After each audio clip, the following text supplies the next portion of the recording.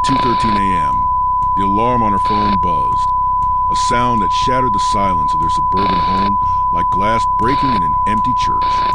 She sat up slowly, careful not to disturb the man sleeping beside her. The blue light from the screen illuminated her face for just a moment before she silenced it with a practiced swipe. She stepped into the hallway, her bare feet making no sound on the hardwood floor. The house was dark except for the thin sliver of moonlight that cut through the window at the end of the corridor. She paused there, her hand resting on the wall, as if gathering the courage for what came next. 5 minutes later, at precisely 2:18 a.m., the lights went out, not just in the house, but on the entire street. The power grid had failed, or so the utility company would later claim. In that absolute darkness, something shifted, something changed. By dawn, she was gone. The next morning, her fiancé told police that she had walked out into the night and never returned. His voice cracked as he spoke, his hands trembling as he handed over belongings. Her phone was on the kitchen counter, face down, the alarm still set for 2:13 a.m. Her car was missing, a silver Honda Civic that had been parked in the driveway just hours before. Her purse, her wallet, even her house keys remained behind. It was as if she had simply evaporated into the pre-dawn air. The investigation stretched on for weeks, then months, then years. Detectives interviewed neighbors who heard nothing. They searched nearby woods, lakes, and abandoned buildings. They examined surveillance footage from every camera within a 5-mile radius, but a power outage had disabled most of them. Her face appeared on the news, on missing person posters, on social media campaigns that eventually faded into the background noise of daily life. And for nearly a decade, no one could explain what had happened. Theories multiplied like shadows in the dark. Some said she'd run away to start a new life. Others whispered about foul play, pointing fingers at the fiancé, at ex-boyfriends, at strangers who might have been watching and waiting. A few believers claimed she'd been taken by something that couldn't be explained, something that moved in the space between the seconds when the lights went out. But the truth is, the story doesn't begin there. It begins 3 months earlier, on a Tuesday afternoon in July. It begins with a letter, hidden inside a manila folder tucked beneath a stack of old tax documents in a filing cabinet no one ever opened. The folder was labeled Insurance Miscellaneous, in handwriting that wasn't hers. The letter inside was written on plain white paper, creased from being folded and unfolded many times, the ink slightly smudged as if someone had held it with sweaty palms. The letter was addressed to no one, and it was signed by no one, but the words it contained would eventually unravel everything the world thought it knew about that night, about her disappearance, and about the man who reported her missing. Because sometimes the most terrifying mysteries aren't about what we don't know. They're about what we discover when we finally learn the truth. And by the end of this story, that letter will leave you with one question. Not about where she went or why she left, but about something far more unsettling. If the people closest to us are capable of hiding the darkest truths, capable of wearing masks so convincing that we never see the cracks, capable of living double lives in spaces between our shared moments, then how well do we ever really know anyone? How well do we know the person sleeping beside us in the dark? How well do we know ourselves? The answer, as you're about to discover, might be the most frightening thing of all. Who was she? Why did she vanish in the dead of night? And who was the person she feared most in her final weeks? Some claimed she was running away. Others believed she had been taken. And one man insisted that he was innocent, even as the evidence against him grew heavier with each passing day.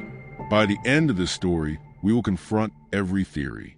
We will walk through her final hours, the investigation that followed, and the one revelation that shattered everything. But first, we need to know who Claire Morgan really was. Backstory. Emily said Mark was the opposite of Claire in every way that mattered, and in some ways that didn't. He was serious where she was whimsical, methodical where she was spontaneous, grounded where she seemed to float through life with a kind of restless energy that made her both magnetic and exhausting to be around. Where Claire dreamed of possibilities, Mark calculated probabilities. Where Claire saw the world in watercolors, blurred edges, and blending hues, Mark saw it in blueprints, straight lines, right angles, everything labeled and accounted for. He was an engineer. She was a photographer. He dealt in certainties. She dealt in moments. Together, they seemed to balance each other perfectly, like two opposing forces creating something stable and whole. Friends would watch them at dinner parties and marvel at how they complemented one another. When Claire would spin off into some tangent about wanting to travel to Iceland to photograph the northern lights, Mark would smile patiently and say, "Let's look at flights next month." When Mark would get too buried in work, coming home late with tension in his shoulders, Claire would pull him out for a midnight drive with no destination, just music and open roads. They fit, or so everyone thought. But behind that balance were tensions no one spoke about, the kind that accumulates slowly, like pressure building behind a dam, the kind you don't notice until cracks begin to show. In the months leading up to her disappearance, those tensions began to surface in ways that seemed small at first, easy to dismiss, easy to explain away. Claire stopped posting on social media as often. Her Instagram, once filled with daily shots of light through windows and coffee cups and wildflowers pressed into books, began to grow quiet. Days would pass between posts, then weeks. When she had shared something, the incident, Claire Morgan was 28 years old when she disappeared from her home in the early hours of a Saturday morning in October. Born and raised in Millbrook, a small Pennsylvania town, she had always been described as the kind of person who carried light into every room she entered. Her friends remembered her laugh, distinctive and unguarded. Her younger sister Emily remembered how Claire never seemed to sit still, always planning trips, chasing goals, moving towards something no one else could quite see. On the surface, her life appeared steady. She lived in a modest house on Maple Street and worked as a photographer while building her business. She was engaged to Mark Turner, a quiet man who worked at the local bank as a loan officer.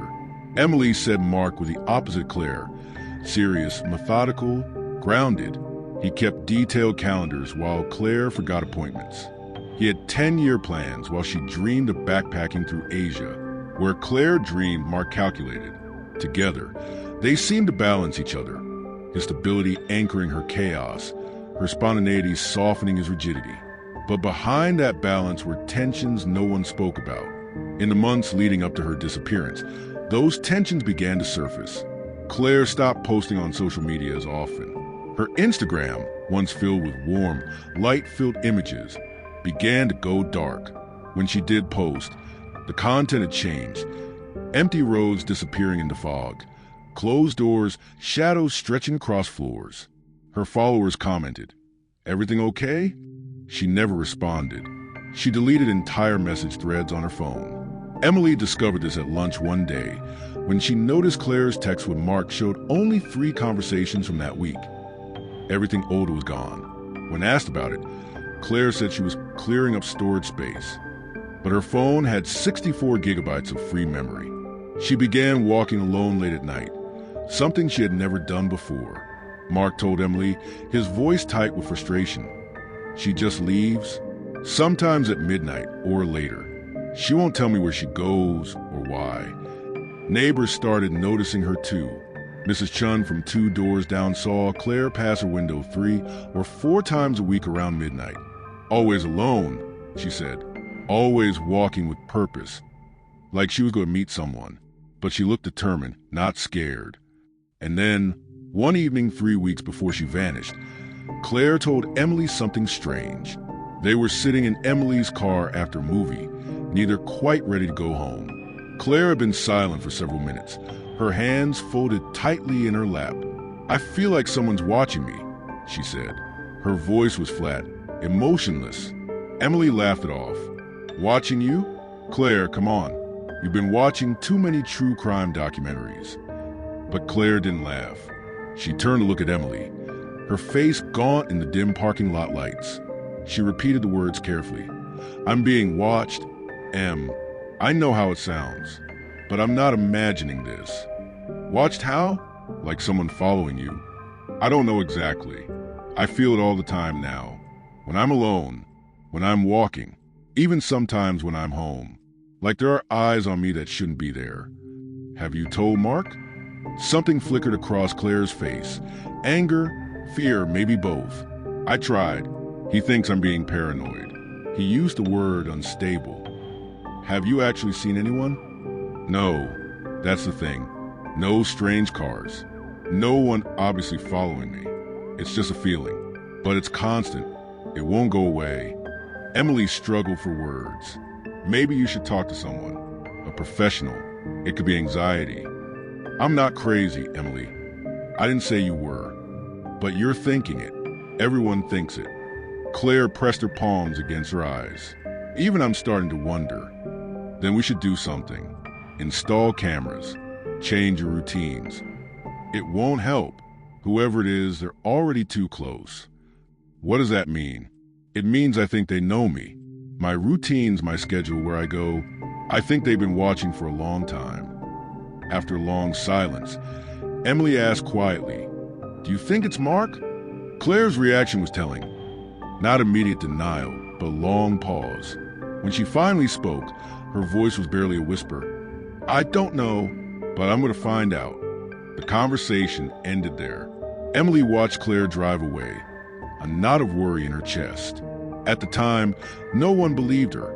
Not Emily, not Mark, not the friends who heard the story and dismissed it as stress or imagination. But later, after the 2:13 a.m. alarm, after the power outage, after missing car and abandoned phone and years of silence, those words would come to haunt them. I'm being watched. Because what if she had been right? What if someone really had been watching her, studying her patterns, waiting for the right moment? Or worse, what if the person watching her had been closer than she feared? Someone with access to her house, her phone, her life? Someone who could set an alarm for 2:13 a.m.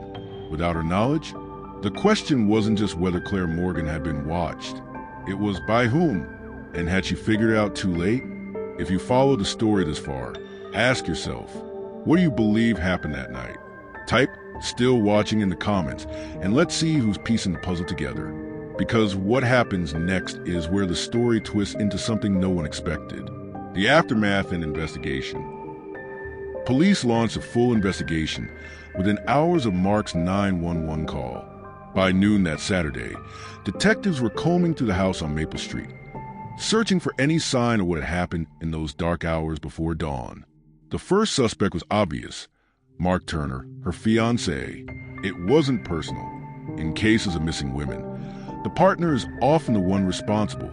Detective Sarah Chun, the lead investigator, had seen it too many times before. The tearful 911 call, the distraught partner pleading for help, the story that seemed plausible until you started pulling at the threads. They searched his car first, a black Toyota Camry, meticulously clean inside. No signs of struggle, no blood, but the trunk had been recently vacuumed, and there were fresh scratches on the interior panel near the back seat. Mark explained he'd been cleaning out camping equipment the week before. Possible, also convenient. They seized his phone records, going back 6 months. Hundreds of texts between Mark and Claire, increasingly terse as the weeks went on. February, love you. Can't wait to see you tonight. May, running late. Don't wait up. September, we need to talk. 2 days before Claire disappeared. Where are you? Call me. Nothing explicitly incriminating. Just a slow erosion of a relationship captured in digital fragments. His financial history, however, was where things started to unravel. What they found raised more questions than it answered. Claire had transferred thousands of dollars, $8 for 100 in total, to an unknown account in the 3 weeks before she vanished. The transfers came in irregular amounts. $1,200, then $2,500, then $3,000, and finally $1,700 just 2 days before she disappeared. When confronted, Mark claimed it was to pay off debts Claire had accumulated. She was embarrassed about it, he told Detective Chun. She didn't want me to know how bad it had gotten, so she was trying to take care of it herself before the wedding. But the explanation felt thin, rehearsed. Which debts? Chun asked. Credit cards, an old student loan, money she'd borrowed from a friend. Which friend? I don't know. She didn't tell me. And you didn't ask? I trusted her to handle it. Detective Chun had been doing this long enough to recognize when someone was hiding something. Mark Turner was hiding something. The question was whether it was guilt or just shame. They polygraphed him twice. The results were inconclusive, elevated stress responses to certain questions, but nothing definitive. Meanwhile, Emily Morgan, desperate for answers the police weren't providing quickly enough, took matters into her own hands. She had a key to Claire's house. She waited until Mark was at work, then let herself in on a Tuesday afternoon. She searched through Claire's belongings methodically. Closets, drawers, the desk in the spare bedroom Claire used as a home office. In the bottom drawer, beneath old magazines and a broken picture frame, Emily found Claire's laptop, a silver MacBook the police had somehow missed. Emily took it home and spent hours combing through its contents. That's when she discovered the emails. They were in a folder Claire had labeled Archive_2023. Inside were dozens of messages from someone identified only as G. No full name, no profile picture, just that single letter. The emails were cryptic, unsettling, and increasingly aggressive. They stretched back months. May 3rd. We need to talk about what happened. You can't just ignore this. June 15th. I'm not going away. You know what you did. July 22nd. How does Mark feel about secrets? Should I ask him? August 8th. You owe me, and I'm done waiting. September 19th. It's your turn now. Time to pay up. September 30th. Last chance. Tomorrow night. You know where. Claire's responses were sparse. Pleading. Please leave me alone. I told you I can't do this. You're going to ruin everything. Emily immediately forwarded everything to Detective Chun, who assigned a digital forensics team to trace the sender. Police tried to trace the address. They pulled in specialists from the FBI's cyber division. They worked for weeks, following digital breadcrumbs through proxy servers and encrypted networks. It led nowhere. The email account had been created through a sophisticated VPN system that routed through servers in 6 different countries. The IP addresses were spoofed. Whoever G was, they knew how to cover their tracks. Detective Chen brought Mark back in, showing him the emails. His reaction seemed genuine, shock, then anger, then something that looked like hurt. Who is G? Chen asked. I have no idea. Claire never mentioned anyone by that name. She was being threatened, possibly extorted. And you knew nothing? I swear. He looked at the emails again, his face pale. What did she do? What could she possibly owe someone? He didn't finish the sentence. Neither did Detective Chun, because she didn't have an answer. And then came a red herring that would consume 2 weeks of investigative resources before ultimately going nowhere. A man named Dennis Kowalski, a truck driver, called a police tip line claiming he'd seen Claire at a gas station on Route 7 3 days before she was reported missing. I remember her because she was crying, he told investigators, standing by the payphone outside. She looked upset, really upset. Then some guy walked up to her. What guy? Detective Chen asked. Tall, maybe 6 feet, dark jacket, baseball cap pulled low. He said something to her, and she got real quiet. Then they walked toward the parking lot together. The description was vague but tantalizing. Police pulled security footage from the gas station, but the cameras had been malfunctioning that week. Timing that was either impossibly unlucky or impossibly convenient. When investigators pressed Kowalski for more details, his story began to collapse. The timeline didn't match up. He claimed it was Wednesday afternoon, but Claire had been at work with multiple witnesses confirming her presence. The clothing description changed between tellings. First a blue jacket, then a gray sweater, then maybe black. Within 2 weeks, Kowalski recanted the entire story, claiming he'd been mistaken. He vanished from the spotlight as quickly as he'd appeared, leaving behind only wasted time and false hope. The case grew colder with each passing week, but one investigator refused to let it die. Detective Marcus Webb had been with the Millbrook Police Department for 23 years. He was 3 years from retirement and had no interest in going out with an unsolved case on his record. But more than that, something about Claire's disappearance bothered him. A feeling, honed by decades' work, that they were missing something hiding in plain sight. While the rest of the department gradually shifted focus to other cases, Webb kept digging. He spent his nights in the evidence room, his weekends reviewing files, his lunch breaks making one more phone call. 6 weeks after Claire disappeared, while going through her laptop for the 5th time, he found something the initial forensics team had overlooked.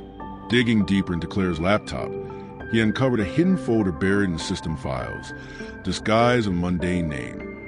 Backup_system_restore_2023. It wasn't a system folder. It was manually created and password protected. Webb worked with the IT specialist to crack it. Inside were files no one was meant to see, documents, photographs, and video recordings that would finally begin to unravel the truth. But what they revealed wasn't what anyone expected. The folder was encrypted with military-grade protection, the kind of security that wasn't standard on consumer laptops, the kind someone had to deliberately install and configure. Detective Webb stared at the password prompt for a long moment, knowing that whatever was hidden behind it had been important enough for Claire to go to extraordinary lengths to protect. When it was cracked, after 3 days of brute force algorithms and specialist consultation, the contents changed everything. Photos, audio recordings, financial spreadsheets, text documents, all meticulously organized into subfolders labeled by date, going back nearly 8 months. The photos came first, dozens of them, taken covertly with what appeared to be Claire's phone. Screenshots of bank statements showing unauthorized transfers. Images of Mark's computer screen displaying unfamiliar accounts. A photograph of a manila envelope stuffed with cash, taken from an angle that suggested it had been hidden and then discovered. Another showing Mark meeting with an unidentified woman in a parking lot, their body language intimate in a way that suggested more than casual friendship. But it was the audio recordings that truly unraveled the case. There were 17 files in total, most only a few minutes long. They had been recorded on Claire's phone over the course of several weeks, hidden among her voice memos between grocery lists and photography ideas. The quality varied. Some were clear, others muffled, as if the phone had been in her pocket or purse while recording. In one recording dated September 12th, Claire's voice could be heard confronting someone she called G. Her tone was steady but strained, like someone trying desperately to maintain control.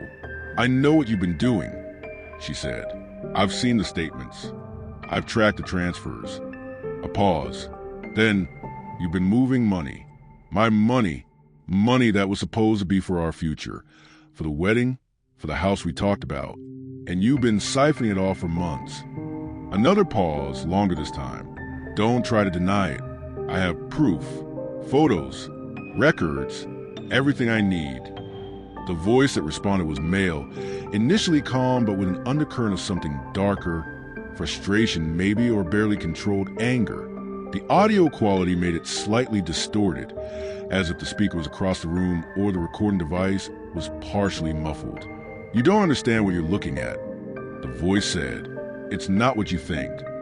"Then explain it," Claire demanded. "Explain why there are transactions to accounts I've never heard of.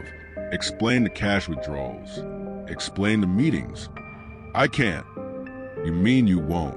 "I mean it's complicated, and you're seeing patterns that aren't there. You're stressed about the wedding. You're not thinking clearly." "Don't," Claire cut him off sharply. "Don't you dare gaslight me. I'm not imagining this. I'm not being paranoid. You've been stealing from me." The voice rose slightly. "I haven't stolen anything. That money is as much mine as—" "We're not married yet," Claire interrupted. "Those accounts are in my name. That inheritance from my grandmother? Mine. The photography business income? Mine. And you've been treating it like your personal fund." A long silence followed, heavy with tension. When Claire spoke again, her voice was quieter but firm.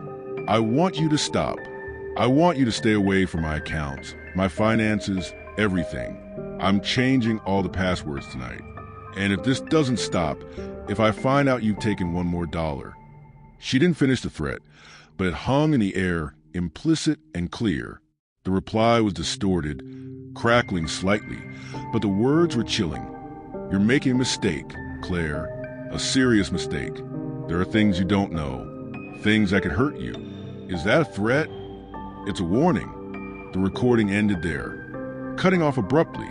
When investigators ran the voice through audio analysis software and compared it against samples from Mark's old voicemails, messages he left for co-workers, for Claire herself, for family members, the vocal patterns, the cadence, the pitch fluctuations, they sounded nearly identical.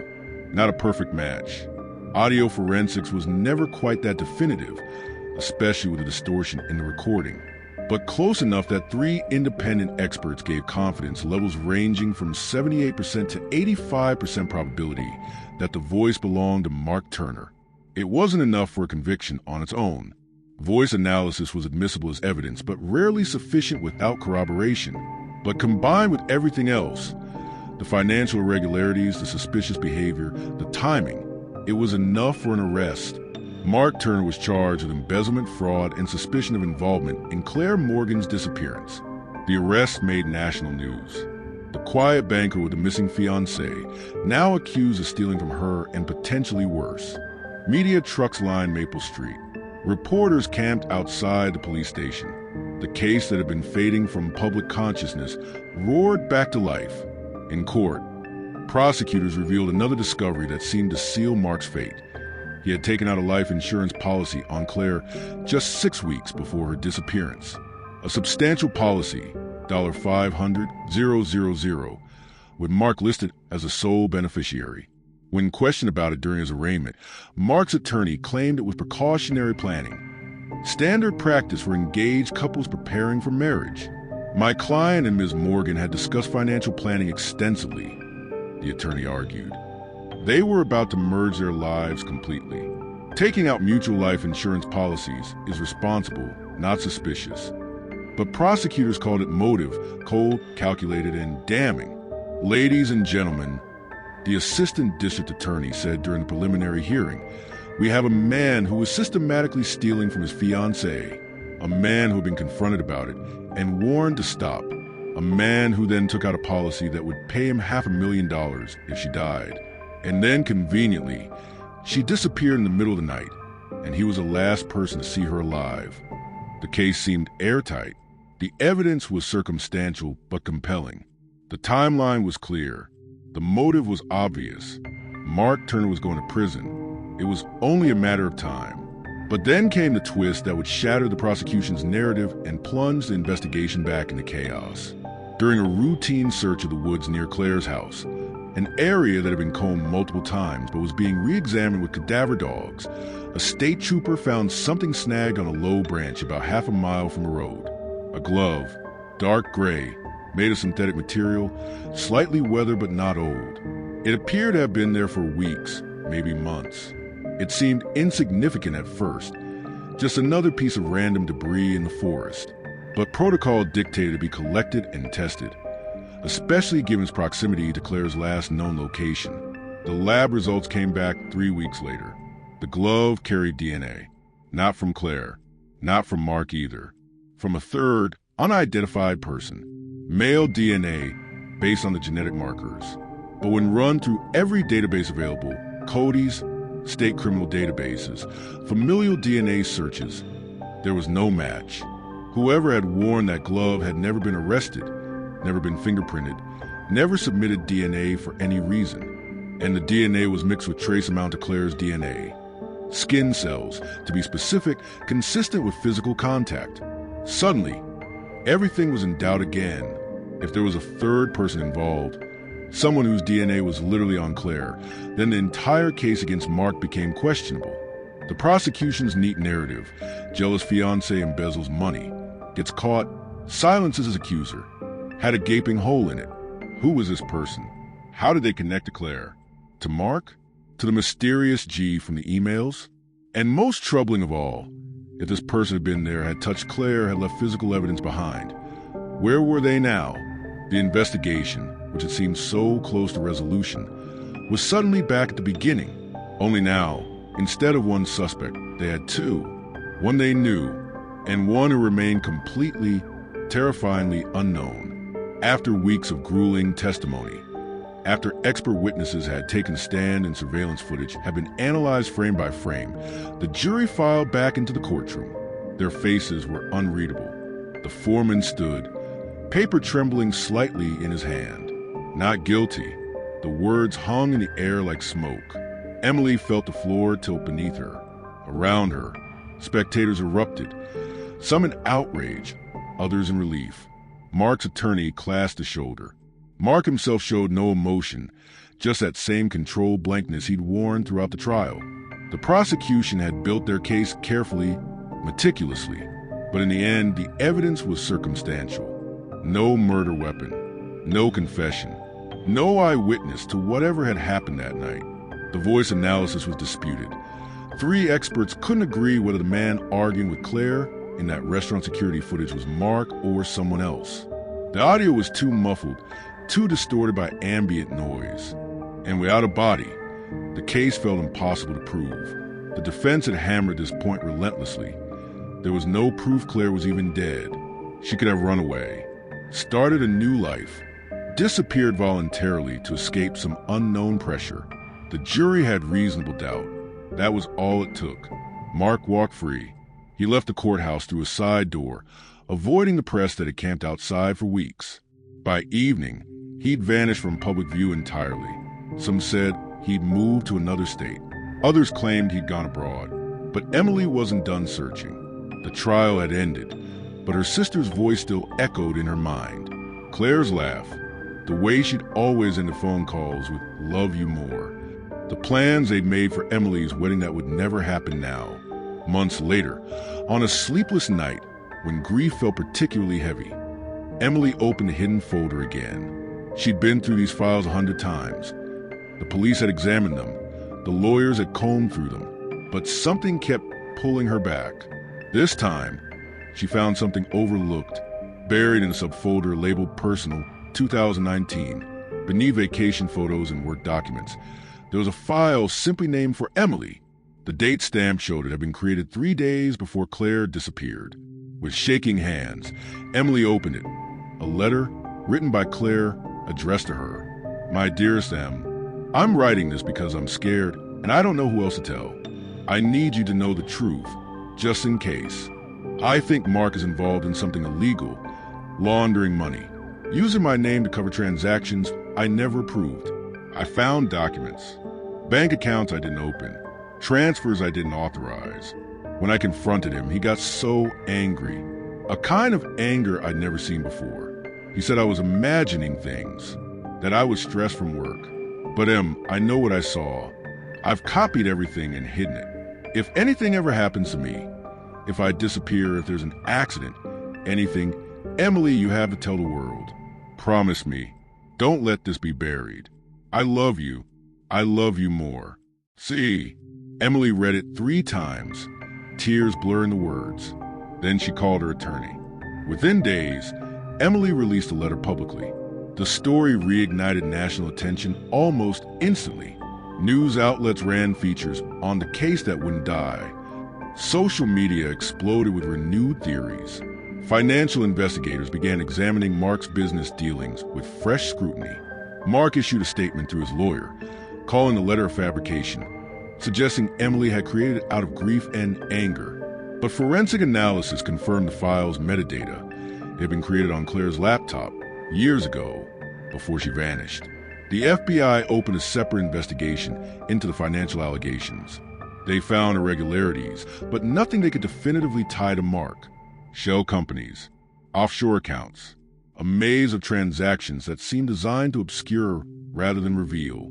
And then, years later, 3 years, 2 months, and 16 days after Claire first disappeared, a pair of hikers stumbled upon remains in a wooded area, miles from where Claire had last been seen. The area was remote, accessible only by an overgrown trail that few people use anymore. The hikers had been searching for a rumored waterfall when they saw what they thought was debris from an old campsite. Then they looked closer. The police were called. The area was cordoned off. Forensic teams spent days combing through leaves and soil. Dental records confirmed it was her, Claire Elizabeth Morrison, age 34, missing for 3 years, 2 months, and 19 days. Emily finally had a place to mourn, a grave to visit, an ending, however incomplete. But the body was too decomposed to reveal how she died. The coroner's report cited undetermined causes. No obvious trauma to the bones. No bullet fragments. No signs of strangulation or blunt force. The elements in time had erased the final moments. The case closed without resolution. Mark never faced another trial. Double jeopardy laws meant he couldn't be prosecuted again for the same crime. Even with Claire's body recovered, his lawyers released a statement expressing condolences and relief that the family could finally have closure. He changed his name a year later, started a new business in the Southwest. Some people recognize him, most didn't, and to this day, the identity of G remains a mystery. That single letter in Claire's calendar, the appointment that started everything, the person she'd met days before she vanished. Investigators never found them, never even determined if G was a real person or just a placeholder, a notation for something else entirely. Emily still searches sometimes, late at night when the house is quiet.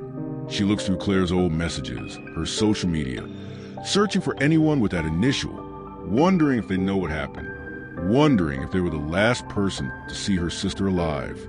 The mystery endures. The questions remain unanswered, and somewhere, perhaps, someone knows the truth and has chosen to keep it buried. So, what really happened to Claire Morgan? Was Mark guilty of something darker than anyone proved? Was G another figure entirely, someone Claire trusted and feared? Or did she stumble into something none of us will ever fully understand? That's for you to decide. Tell me, what do you think happened that night? And do you believe justice was ever served? Leave your thoughts below.